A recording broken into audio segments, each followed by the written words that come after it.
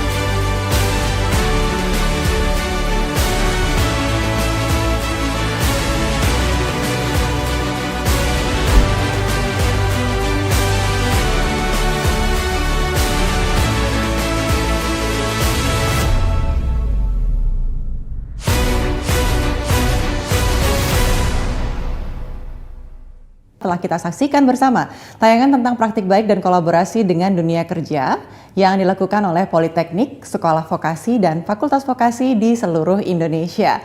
Nah, praktik baik tersebut memberikan kita gambaran secara jelas bagaimana nantinya pendidikan vokasi memegang peranan penting bagi pengembangan SDM Indonesia yang terampil di masa yang akan datang. Tentunya dengan program-program yang akan mengintegrasikan pendidikan tinggi vokasi dengan aspek-aspek pendukungnya.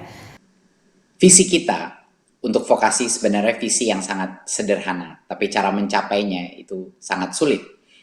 Tetapi visinya adalah untuk memastikan bahwa integrasi antara pendidikan tinggi vokasi dan dunia kerja itu semakin erat. Dan eratnya bukan hanya dengan MOU saja, tapi dengan suatu definisi baru, keeratan, sinkronisasi dari berbagai macam aspek dari perguruan tinggi dan program-program prodi tersebut. Kita ingin anak-anak kita langsung bekerja dari pembelajaran yang mereka alami di perguruan tinggi vokasi, baik di Politeknik maupun di pendidikan tinggi vokasi. Dan goal kita sangat jelas untuk mereka mendapatkan pekerjaan dengan berbagai macam industri secepat mungkin dan dengan upah yang layak juga.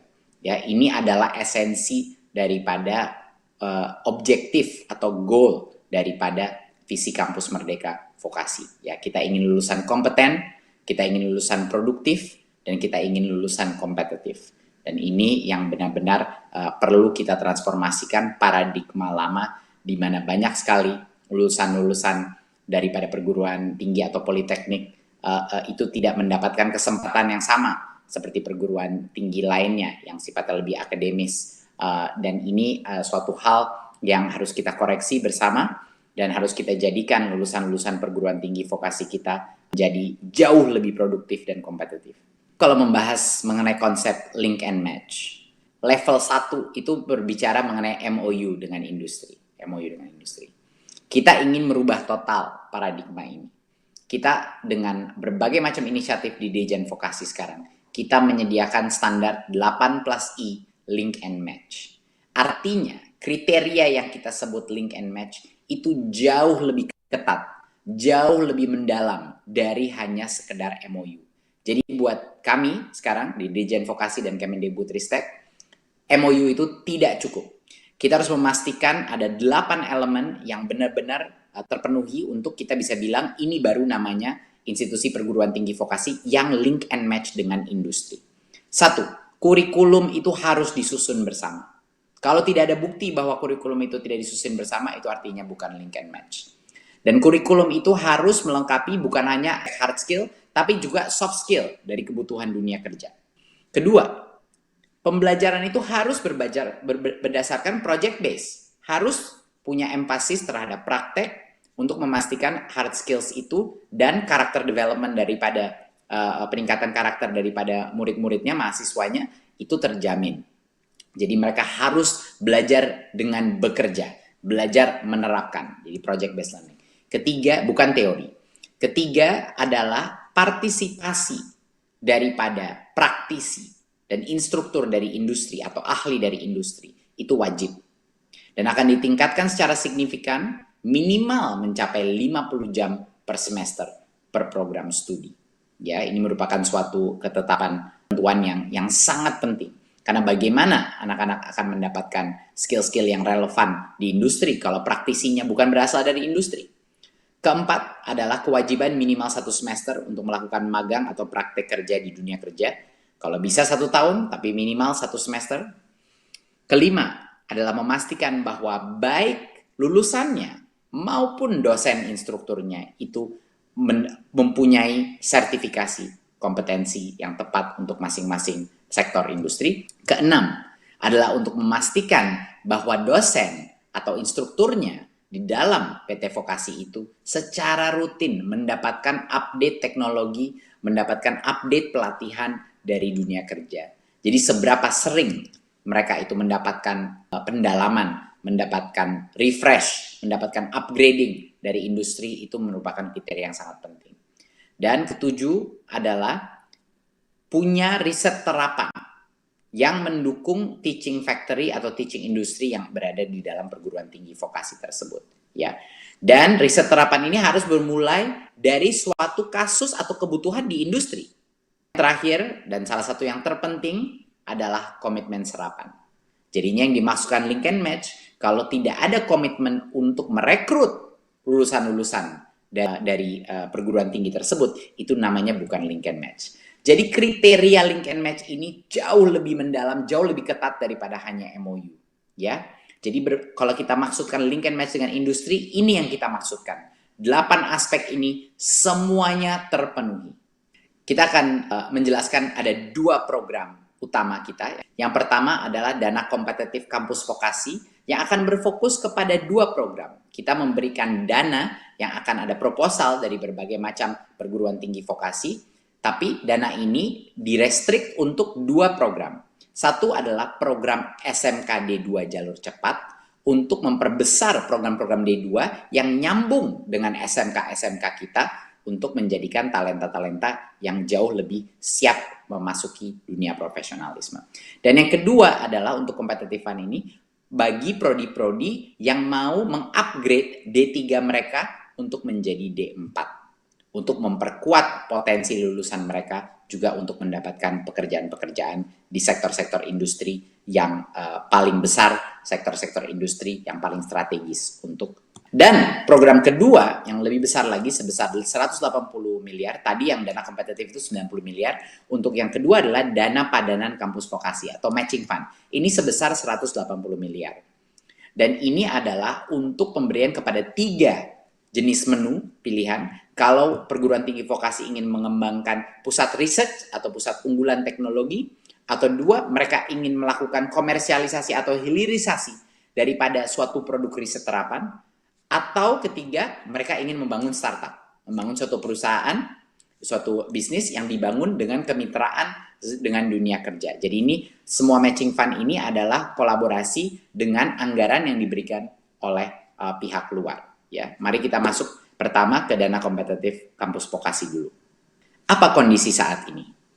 Kondisi saat ini adalah banyak sekali, kurang sekali jumlah prodi D2. Ya, sedangkan kebutuhan dunia kerja untuk posisi yang sangat spesifik, operator-operator dan teknisi ahli dengan skills itu cukup banyak kebutuhannya. Ya. Dan waktu yang ditempuh untuk menyelesaikan jenjang SMK dan D2 itu biasanya lama. Harus menyelesaikan SMK 3 tahun, plus harus D2 2 tahun lagi. Mereka harus dipastikan harus masuk dulu ke program D2-nya dan nggak banyak supply program D2-nya. Dan yang ketiga adalah masalah kondisi saat ini adalah lebih banyak lagi mahasiswa baru dari pendidikan tinggi, lebih banyak sekali mahasiswa baru pendidikan tinggi vokasi yang berasal dari lulusan SMA dan tidak berasal daripada lulusan SMA. Memang idealnya kita semua ingin anak-anak yang lulus SMK ini langsung diterima oleh industri untuk menjadi operator dan teknisi yang punya keahlian yang spesifik. Tapi kenyataannya adalah industri membutuhkan peningkatan soft skill yang lebih lama, membutuhkan maturitas atau kedewasaan profesionalisme pekerjaan yang lebih lama. Jadi pada saat ini kita ingin menyambungkan program-program SMK kita dengan perguruan tinggi vokasi untuk menciptakan program SMK D2 jalur cepat. Nah, apa ini yang dimaksud jalur cepat? Perubahan yang akan terjadi adalah kita akan lebih banyak lagi prodi D2 yang bekerja sama dengan SMK untuk melanjutkan seolah-olah SMK plus D2 menjadi satu kesatuan program yang nyambung. Ya, lulusan D2 ini dapat mendukung potensi lokal, kawasan industri, kawasan ekonomi, dan berbagai macam spesifik skill-skill teknis atau operator-operator yang dibutuhkan oleh industri-industri strategis kita. Kedua, kita ingin bahwa anak-anak yang melakukan program dengan SMK D2 jalur cepat ini mendapatkan diskon waktu. Mereka bisa mengakselerasi waktu mereka. Jadi tadi 5 tahun untuk menyelesaikan, sekarang bisa sampai 4,5 tahun. Jadi mereka mendapat 1 semester gratis karena diakui pengalaman mereka saat mereka mengerjakan berbagai macam praktek belajar di SMK. Ya.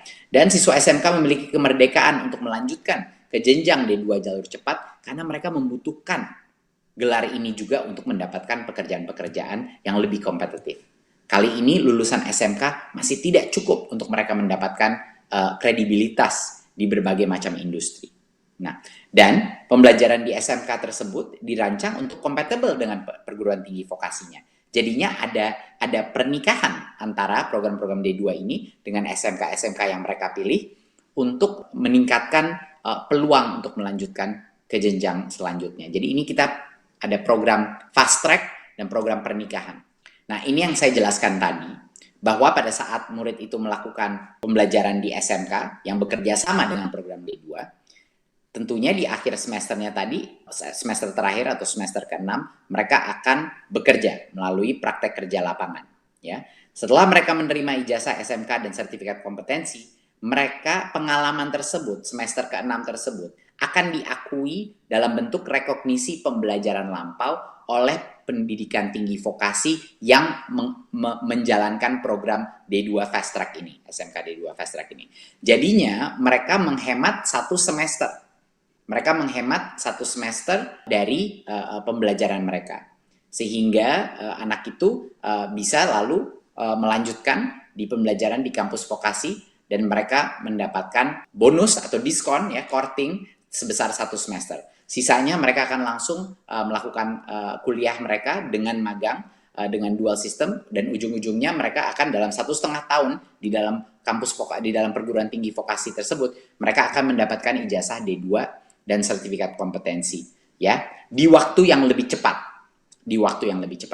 Jadinya anak-anak terpilih dari SMK-nya itu punya potensi untuk melanjutkan secara cepat masuk ke dalam untuk mendapatkan D2, dan juga program-program D2-nya bisa berkembang sehingga menyediakan lebih banyak kompetensi-kompetensi spesifik untuk industri. Jadi ya ini adalah win-win solusi bagi baik perguruan tingginya maupun SMK-nya. Dan tentunya perguruan tingginya yang akan memilih siapa SMK mitranya mereka yang akan menjalankan program tersebut. Jadi kurikulum itu disusun bersama, PT Vokasinya dan SMK kerjasama, plus dengan industri tentunya. Itu adalah kriteria wajibnya. Ya, dan pengajarnya pun terdiri dari guru SMK, dosen PT Vokasi, dan instruktur-instruktur dan praktisi dari dunia kerja. Ya, jadi ini adalah konsep kenapa dimasukkan fast track, karena dikurangi satu semester waktunya karena ada rekognisi pembelajaran lampau yang dilakukan di SMK-nya.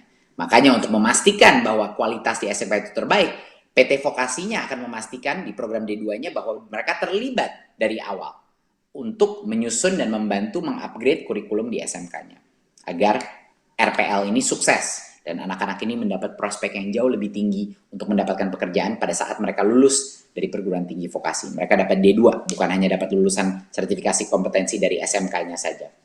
Untuk program kedua, yaitu upgrade atau peningkatan Prodi D3 menjadi D4. Jadi apa masalahnya saat ini?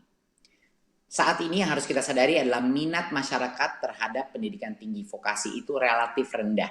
Karena pilihan prodi sarjana terapan yang setara dengan S1 itu masih terbatas bagi banyak sekali murid-murid kita. Banyak dari mereka yang kesempatannya cuma hanya D2 atau D3. Jadinya mereka mengira bahwa mungkin dari sisi prestige, dari sisi lain kemungkinan mendapat pekerjaan, karena tidak ada tawaran untuk D4, mereka pindah dari track vokasi mereka. Padahal mereka sebenarnya ingin terus mendalami bidang vokasi mereka. Kedua masalah yang kita hadapi adalah lulusan D3 sekarang ini masih banyak yang harus dilatih ulang oleh dunia kerja. Kita mendengar banyak sekali input dan masukan dari berbagai macam perusahaan mengenai soft skill yang belum terbentuk di dalam 3 tahun program D3 mereka. Jadi ini adalah satu kritik dari dunia industri yang kita dengarkan. Dan yang ketiga adalah banyak sekali karena masalah ini lulusan D3 kita melanjutkan untuk jenjang S1 lagi. Jadinya seluruh program ini mereka bisa sampai 5-7 tahun untuk mendapatkan kesempatan kerja dan karir yang baik. Karena S1 itu yang lebih dikognisi oleh industri misalnya. Jadinya bayangkan mereka harus 3 tahun melakukan D3, lalu mereka mengulang lagi. Banyak yang mengulang lagi mengerjakan S1 selama 4 tahun. Jadinya apa sebenarnya dampak daripada 3 tahun tadi melatih, kenapa nggak mereka melakukan saja yang S1? Nah, karena berbagai macam komplikasi ini, kita ingin menyediakan dana dan kita ingin menyediakan kerangka regulasi untuk memastikan bahwa bagi program-program D3 yang ingin mengupgrade menjadi D4 untuk meningkatkan kualitas soft skill-nya murid-muridnya, meningkatkan jumlah experience praktek magangnya, dan juga untuk mendapatkan gelar yang jauh lebih marketable, yang jauh lebih bisa direkognisi seumur hidupnya karena D4 itu setara dengan S1. Kita mendukung program-program D3 yang ingin menambah 1 tahun lagi menjadi D4. Jadi kami ingin melihat jumlah prodi sarjana terapan D4 itu meningkat. Kami ingin menyediakan tambahan waktu agar dalam 1 tahun ekstra itu dia bisa meningkatkan soft skill dan karakter siap kerjanya, ya, untuk memastikan pada saat mereka tiba di industri mereka jauh lebih siap kerja. Dan kita ingin memastikan bahwa tidak ada pemborosan yang terjadi dari jumlah anggaran pendidikan dan lain-lain, di mana banyak anak-anak mengulang lagi S1 setelah melakukan D3. Kita ingin masa studi yang lebih efisien, lebih singkat buat muridnya, sehingga mereka tidak melakukan pemborosan waktu mereka yang sangat berharga, dan juga dari sisi anggaran pendidikan pun tidak ada pemborosan. Jadinya kita ingin efisiensi dalam sistem ini. Jadi kita ingin mengundang prodi-prodi D3, ya, dan mendukung dengan penganggaran ini, mendukung upgrading dari existing D3 mereka, dari sisi sarana prasarana, laboratorium, tenaga dosen atau praktisi yang ada dalam program itu, dan bahkan sampai dengan level akreditasinya itu bisa digunakan untuk membantu. Plus lalu menambahkan 1 tahun lagi, di mana tahun ekstra itu kurikulum daripada program itu harus bersinergi dengan dunia kerja, dan kita menambahkan jumlah mitra dunia kerja dan kualitas kemitraan. Jadi akan ada kriteria yang cukup strict untuk mendapatkan multiple mitra Dudi. Dan ini yang harapan kita akan menghasilkan level program yang lebih tinggi, kualifikasi kompetensi yang lebih tinggi. Jadi pada lulusan-lulusan D3 kita mendapatkan D4 dan juga lebih mudah, karena itu lebih mudah terserap di dunia kerja. Jadi ini adalah salah satu juga win-win solusi. Anggaran ini akan kita kerahkan untuk program-program D3 terbaik kita yang ingin mengupgrade menjadi D4, sehingga kesempatan lulusannya menjadi jauh lebih besar, kesempatan untuk mendapatkan pekerjaan yang baik. Ada beberapa kriteria yang sangat penting atau persyaratan untuk dana kompetitif ini. Karena ini dana kompetitif, tentunya harus kita evaluasi proposalnya. Untuk yang program pertama, SMK D2, beberapa kriteria yang sangat penting adalah perlu si program D2 itu memiliki kemitraan dengan industri serta kurikulum yang disusun, ya, bersama SMK dan pendidikan tinggi vokasi dunia kerja. Jadi D2 program itu harus memilih SMK-nya dan juga harus memastikan bahwa program D2-nya itu sudah punya mitra di dunia kerja yang kualitasnya baik. Dia harus memiliki juga program D2-nya, perguruan tinggi vokasinya harus memiliki pengembangan sistem RPL bagi lulusan SMK tersebut. Jadi harus dia berikan itu RPL 1 semesternya untuk yang diambil dari SMK fast track tersebut. Dan mereka harus telah menyusun instrumen pengusulan SMK D2 jalur cepat. Jadi proposal harus diterima kita. Untuk yang program peningkatan prodi D3 menjadi D4, kita menambah kriteria harus sekarang 3 perusahaan atau 3 mitra, ya, mitra Dudi, untuk pengembangan kurikulum, pengajar, magang praktikum, dan lain-lain. Jadi kita ingin memperbesar jumlah mitranya sebagai kondisi untuk menerima bantuan dari pemerintah. Dan prodi D3 tersebut harus memiliki akreditasi minimum B. Telah menyusun program D3 tersebut harus telah menyusun instrumen pengusulan peningkatan prodi D3 menjadi sarjana terapan. Mereka harus sudah ada rencana bagaimana mau melakukan ini. Dan mendapatkan izin penyelenggaraan sarjana terapan dari Kemendikbudristek, tentunya izinnya dari kami. Makanya dalam kurasi itu kita akan memilih yang menurut kita potensinya terbaik. Ya, ini beberapa syarat atau kondisi untuk bisa memenangkan competitive fund ini. Nah, sekarang kita masuk ke program kedua, program matching fund, dana padanan kampus vokasi. Apa masalah yang ingin kita selesaikan dengan adanya matching fund vokasi ini? Sama seperti di perguruan tinggi, di mana kita ada matching fund untuk perguruan tinggi di bawah Dirjen Dikti, di vokasi pun kita menginginkan memberikan insentif untuk industri berpartisipasi dalam bentuk uang ataupun dalam bentuk barang, ya, dalam bentuk kontribusi in kind, untuk PT-PT vokasi kita dan politeknik kita.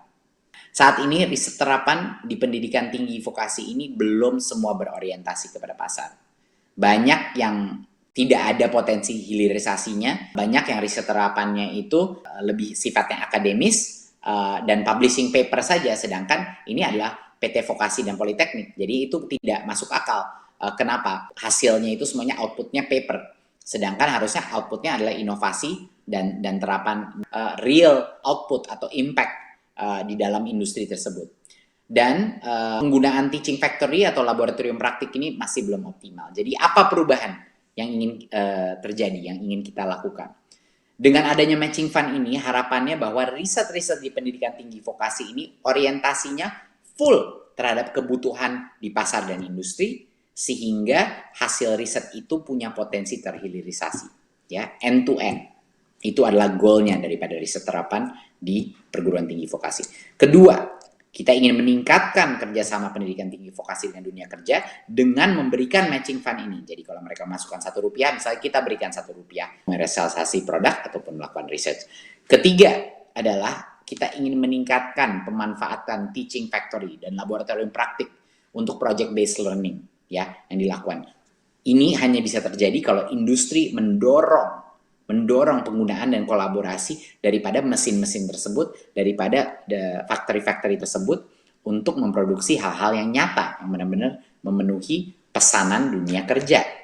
Ada 3 menu dari program-program matching fund yang akan kami danai, ya. Tentunya ini juga dengan proses seleksi yang cukup ketat. Yang pertama adalah pendidikan tinggi vokasi bisa menentukan apakah dia ingin memilih pusat unggulan teknologi atau lebih ke arah hilirisasi riset terapan, atau yang ketiga adalah startup kampus vokasi. Jadi ini adalah menu pilihan mau proposalnya ke arah yang mana, ya. Yang pertama adalah pusat keunggulan teknologi. Ini merupakan suatu pusat penelitian laboratorium terapan, ya, yang dikembangkan bersama dengan industri untuk melakukan suatu research yang spesifik terhadap suatu inovasi atau mengenai suatu material science atau apapun yang dilakukan yang dibutuhkan industri. Dan kalau industri berkontribusi dalam bentuk tunai ataupun dalam bentuk barang atau in kind, ini pendanaannya kalau industri memberikan Rp1, ini bisa sampai maksimal Kemendikbudristek akan memberikan atau Ditjen Vokasi akan memberikan sebesar Rp3. Ini besar sekali rasionya maksimalnya, ya.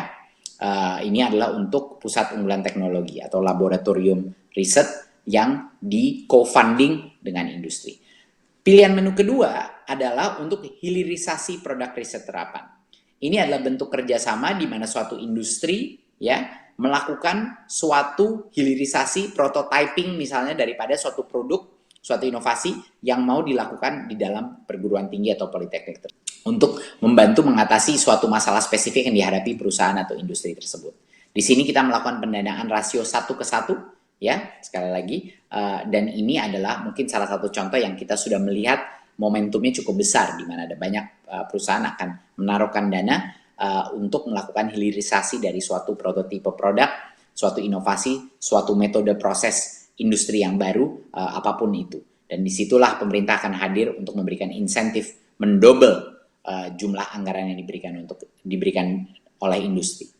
Dan yang ketiga, karena kita punya jiwa kewirausahaan yang sangat besar di Ditjen Vokasi kita ingin juga salah satu menu pilihan yang bisa adalah untuk mendanai startup-startup kampus vokasi, mendanai entrepreneur-entrepreneur yang akan mengembangkan bisnis berbasis iptek di dalam PTN dan PTS vokasi kita melalui pendanaan startup company. Kita ingin mendorong spirit entrepreneurialism di dalam kampus-kampus vokasi kita.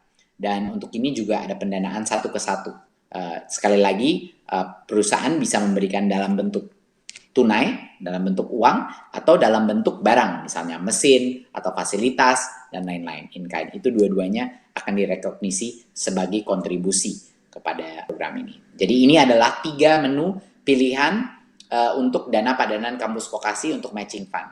Tentunya kriteria ini harus ada komitmen dari industri dalam bentuk itu. Jadi ya matching fund itu hanya berdasarkan kalau si perguruan tinggi vokasi tersebut, kampus vokasi tersebut berhasil menarik dana atau in-kind kontribusi dari industri. Jadi sekarang bagaimana langkah berikutnya? Marilah untuk program kampus vokasi ini segera cari SMK untuk yang tertarik dengan program-program 2, segera carilah SMK-SMK mitra Anda dan melakukan proposal. dan juga mitra-mitra dunia kerja untuk meningkatkan program-program SMK D2 Fast Track. Dan juga untuk yang D3 dan D4, segera carilah mitra terapan terbaik dan membuat rencana Anda untuk mengupgrade D3 Anda menjadi D4. Ya, jangan lupa di sini ada laman-laman website kita untuk bisa memasukkan proposalnya, dan informasinya juga ada di situ di PPTV PTN Kemdikbud. Dan juga ajukan gagasan riset terapan Anda di kedaireka.id/Diksi dan temukan mitra dunia kerja di sana. Dan untuk teman-teman di industri, marilah dukung program-program ini karena ini merupakan hal kesempatan sangat besar untuk mendapatkan research yang menghasilkan komersialisasi. Dan untuk pencarian mitra dan informasi, tolong juga mengakses kedaireka.id/Diksi. Ini beberapa kanal yang bisa digunakan untuk mendapatkan mitra, untuk mendapatkan matching tersebut. Jadi sebagai ringkasan, kita meningkatkan kriteria atau keketatan terhadap apa yang dimaksudkan sebagai link and match antara industri dan perguruan tinggi vokasi kita. Ya. Kedua, kita menyediakan 2 program unggulan kita. Satu adalah competitive fund yang berfokus kepada universitas yang mau menyelenggarakan program SMK ke D2 Fast Track. Dan yang kedua adalah untuk universitas yang mau mengupgrade D3 mereka untuk menjadi D4. Dan program unggulan kedua kita adalah untuk matching fund, mengapresiasi kontribusi industri kepada perguruan tinggi vokasi kita. Untuk 3 menu, pusat keunggulan teknologi, atau hilirisasi riset terapan, ataupun startup vokasi di masing-masing universitas kita. Pendidikan vokasi kita semakin jaya, semoga relevansi kita meningkat, dan konsep link and match kita didefinisikan ulang sebagai suatu kemitraan yang erat dan permanen antara industri dan perguruan tinggi vokasi kita. Untuk meningkatkan kapasitas SDM agar lebih kompeten, produktif, dan kompetitif, Kemendikbudristek melalui pendidikan vokasi menghadirkan ekosistem pembelajaran yang dipadukan dengan kewirausahaan, serta riset dan pengembangan. Pendidikan vokasi menempati posisi penting dalam strategi pengembangan SDM untuk mendorong pembangunan ekonomi dan daya saing bangsa. Untuk itu, diperlukan arah kebijakan pendidikan yang mempercepat peningkatan kapasitas SDM. Salah satunya melalui program-program pendidikan tinggi vokasi yang mengintegrasikan pendidikan tinggi vokasi dengan dunia kerja, juga dengan SMK, pemerintah, dan pemangku kepentingan lainnya. Menuju visi tersebut, Kementerian Pendidikan, Kebudayaan, Riset, dan Teknologi meluncurkan Kampus Merdeka Vokasi dengan 2 fokus, yaitu pertama, dana kompetitif kampus vokasi yang bertujuan untuk mewujudkan pendidikan tinggi vokasi yang semakin relevan dengan dunia kerja dan menghasilkan lulusan berkompeten dan berprestasi melalui program SMK D2 jalur cepat berbasis kerjasama dunia kerja yang membuat proses pendidikan yang tak tersekat dari SMK ke pendidikan tinggi vokasi, yaitu siswa SMK dapat memilih untuk lulus setelah 6 semester dan mendapatkan ijazah SMK, atau secara langsung melanjutkan 9 semester untuk mendapatkan ijazah D2 dengan masa studi lebih cepat dan membantunya untuk dapat bekerja di posisi yang lebih baik. Berikutnya, program peningkatan Prodi D3 menjadi sarjana terapan atau D4 berbasis kerjasama dengan dunia kerja, sebagai upaya peningkatan SDM berkualifikasi yang terampil dan unggul sesuai kebutuhan dunia kerja. Kedua, dana padanan kampus vokasi, yaitu kampus vokasi bersama dunia kerja mengembangkan pusat unggulan teknologi, mewujudkan riset terapan menjadi produk, dan membangun startup kampus vokasi. Program ini berupaya membangun ekosistem antara kampus vokasi dan dunia kerja, dengan melakukan riset pengembangan yang berorientasi pada kebutuhan nyata di pasar dan dunia kerja, sehingga hasilnya dapat dihilirisasi menjadi produk dan solusi yang bisa dikomersialisasi. Bagi dosen, setiap hal di atas akan direkognisi setara dengan karya ilmiah dalam pengembangan karir. Inilah saatnya pendidikan tinggi vokasi menjadi pendidikan yang memerdekakan mahasiswa untuk lebih berkembang menjadi pribadi-pribadi yang mencapai potensi terbaiknya. serta mendorong transformasi pendidikan tinggi vokasi menuju pencapaian visi Link and Match pendidikan vokasi dan indikator kinerja utama perguruan tinggi. Melalui kampus Merdeka Vokasi akan tercipta perubahan untuk mewujudkan sinergi antara pendidikan tinggi vokasi dan dunia kerja. Vokasi kuat menguatkan Indonesia.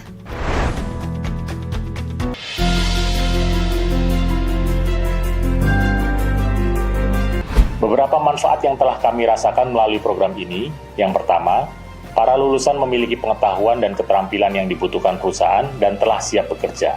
Hal ini didapat melalui kegiatan praktek kerja lapangan dan praktek magang, serta menyusun tugas akhir sesuai dengan permasalahan yang dihadapi di lapangan. Yang kedua, lulusan memiliki budaya kerja yang baik, karena telah mengenal lokasi kerja, sehingga proses adaptasi dalam lingkungan kerja dapat dilakukan dengan cepat. Ketiga, mulai tahun ini, lulusan juga akan memiliki minimal 2 sertifikat kompetensi yang dikeluarkan oleh BNSP sebagai bukti telah kompeten di bidangnya. Kami percaya bahwa hubungan dan kerjasama yang erat antara industri dan pendidikan akan membantu menciptakan tenaga kerja Indonesia yang terampil, mumpuni, dan siap pakai.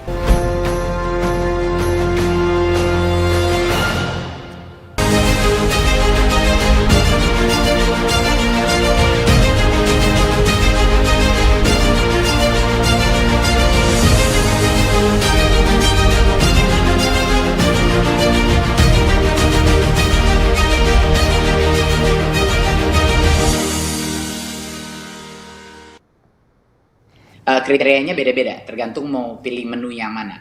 Kalau misalnya pilihannya adalah pusat unggulan teknologi, ya berarti kampus itu harus memiliki, ya, atau rintisan teaching factory, dan dia harus memiliki produk atau barang jasa yang berupa purwarupa atau prototipe dengan tingkat keserapan teknologi pada level 6, TKT 6. Itu kriteria. Nah, kalau pilihnya adalah program hilirisasi produk riset terapan, berarti kriterianya memiliki produk atau barang jasa berupa purwarupa atau prototipe dengan tingkat kesiapan teknologi pada level 8, TKT 8. Untuk program yang startup, yang tadi itu entrepreneurship program di kampus vokasi, ya mereka harus memiliki juga purwarupa atau prototipe yang sudah selesai di tingkat kesiapterapan teknologi pada level 9, TKT 9, jadi semakin tinggi, dan pada tahap MRL 5. Ya.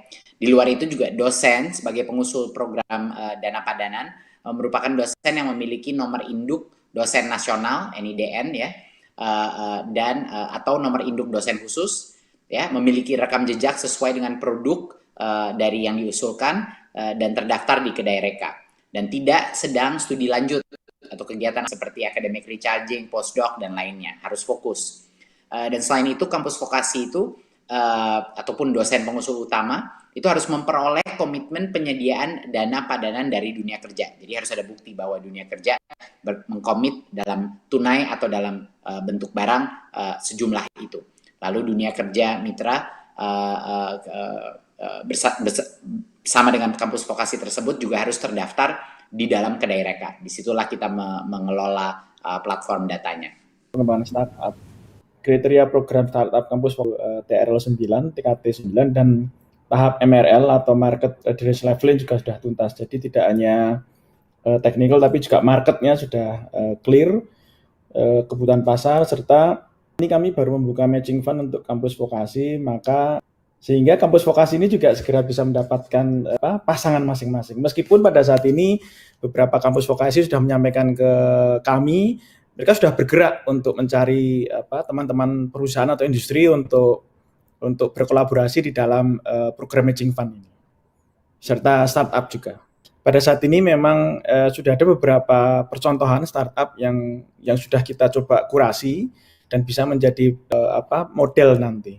Jadi memang sudah ada beberapa. Nah, ini yang akan kita coba replikasi sehingga pola ini, semangat ini, serta konsep ini bisa dipahami serta bisa diterjemahkan oleh kampus-kampus yang lain untuk menuntaskan teaching factory, teaching industry-nya, tidak hanya menghilirkan produk tapi juga menghasilkan startup bersama industri, serta juga menghasilkan startup yang didirikan atau dikembangkan oleh mahasiswa yang terlibat di dalam riset terapan teaching factory. Ketika lulus mereka mendirikan startup sebagai sub startup yang didirikan oleh kampus tadi.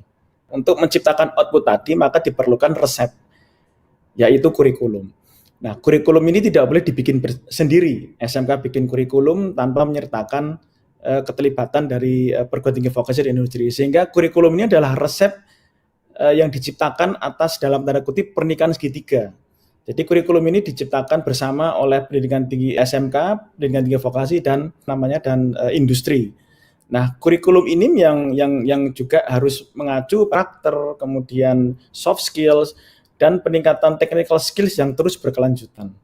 Nah, ini yang menjadi semangat bersama. Jadi syaratnya nanti mengajukan itu kurikulumnya harus benar-benar firm, itu dibikin bersama, disetujui bersama, dan siap dilaksanakan bersama. Tidak hanya dibikin tapi dilaksanakan. Jadi diajar bersama oleh guru-guru SMK, guru-guru perguruan tinggi vokasi, dan expert industri sejak kelas 1 SMK. Kemudian untuk upgrading D3 jadi D4, ini juga. Ini bagi perguruan tinggi yang berminat untuk mengupgrade D3-nya. Jadi memang ini bukan mewajibkan, tetapi ini memberikan penawaran, memberikan opportunity, serta memberikan skema yang sangat menguntungkan perguruan tinggi, karena tidak harus mulai dari nol ketika mendirikan D4. Bisa dibayangkan kalau kita membutuhkan pengembangan sarjana terapan dalam jumlah besar, tapi mendirikan prodi dari awal, dari nol, maka harus mengumpulkan dosen-dosennya, mencari tendiknya, sarpras, infrastruktur harus membangun baru. Nah, ini merupakan opportunity yang sangat baik sekali, karena menggunakan opportunity existing untuk D3, tinggal ditambahkan tadi disampaikan Mas Menteri, yaitu kurikulumnya benar-benar diperkuat soft skills dan karakternya, ditambah setahun pada penguatan itu, dan dibikin bersama dengan industri, minimal 3 industri, serta menuntaskan akreditasinya, sedikit ada pelaksanaan akreditasi, maka jadilah prodi sarjana terapan yang berbasis kerjasama dengan industri. Bisa ditingkatkan lagi menjadi kelas kerjasama, atau bisa ditingkatkan lagi menjadi kelas industri. Nah, ini menjadi semakin menarik, sehingga nanti akan semakin banyak populasi kelas-kelas kerjasama, kelas-kelas industri di pendidikan tinggi vokasi. Jadi sekali lagi ini bukan kewajiban, tapi ini merupakan tawaran, opportunity, dan skema yang sangat menarik sekali. Serta ada catatan juga bahwa syarat untuk memiliki izin prodi D4 yang dimaksud adalah nanti pada tahun berjalan ini atau program tahun berjalan ini ditargetkan sudah memperoleh izin pendirian D4 itu. Nah, itu nanti yang akan kita kurasi, yang sejak awal sudah kita dampingi, kita akan perkuat sehingga proses upgrading D3 jadi D4 itu benar-benar bisa menjadi satu realisasi yang memang konkret, link and match yang sangat komprehensif. Untuk yang dana kompetitif itu, kami menargetkan sebanyak 50 prodi SMK D2 jalur cepat dan sekitar 80 prodi untuk program D3 menjadi sarjana terapan D4. Tadi sudah disampaikan pada presentasi tadi ada 90 ditambah 180 miliar dan itu dana dari budget Direktorat Jenderal Pendidikan Vokasi. Terima kasih. Wassalamualaikum warahmatullahi wabarakatuh.